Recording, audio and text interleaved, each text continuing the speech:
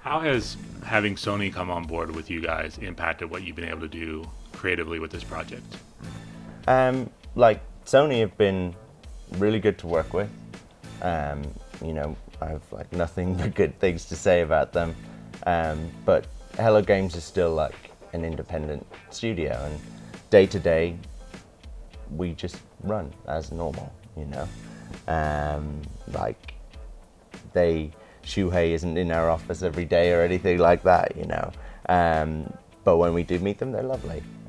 What they've allowed us the opportunity to do so far is be on stage at E3, be here at PSX, and show the game off to an audience that we never would have hit otherwise, that we never would have reached.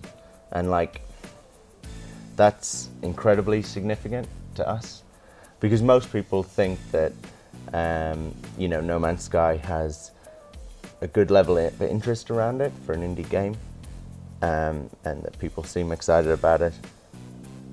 But the truth is, like, that is only because we've been able to show it to people, And I've worked on games before, and I know how small Hello Games' voice is. Like on its own, it's just this tiny little whisper. And so we rely hugely on things like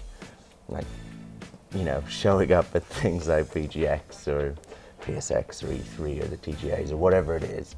That is like, those things have been like genuinely life-changing for us, and we would be actually still making this game, but it would be a lot more, niche than what it is now, for sure. Can you talk a little bit about the gameplay experience beyond the discovery, which is a big part? For example, watching the demos, it looked like there was weapons and stuff up in the top corner of the screen that was keeping track of what you guys had. Yeah, I mean, we've showed off that there's combat in space before, and like that's a really significant part of the game. Like, even if you want to play as a pacifist, you're going to find that difficult, because you'll be attacked. You can't necessarily just avoid it.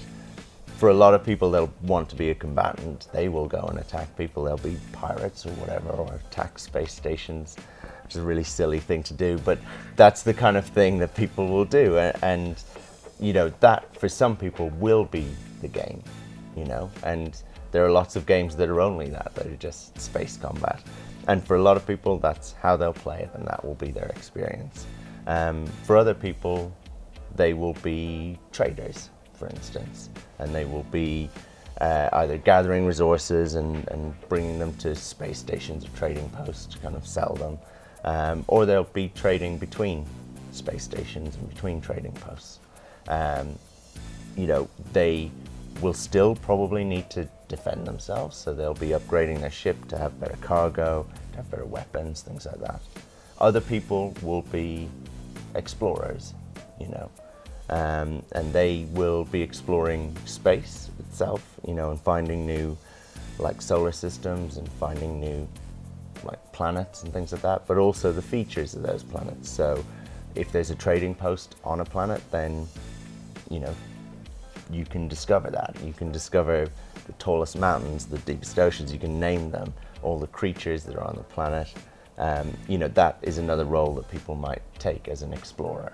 But that sounds like ambient, that sounds kind of like you just wander about, but actually you're quite vulnerable the whole time in space, but also on the planets.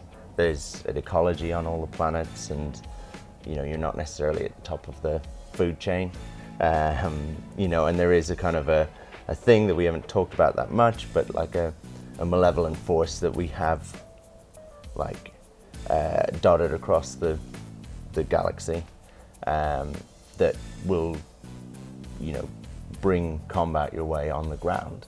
So you have a weapon that we haven't really shown. You have combat on planets and things like that. That for some people will be a tiny part of the game, for other people will be all they do.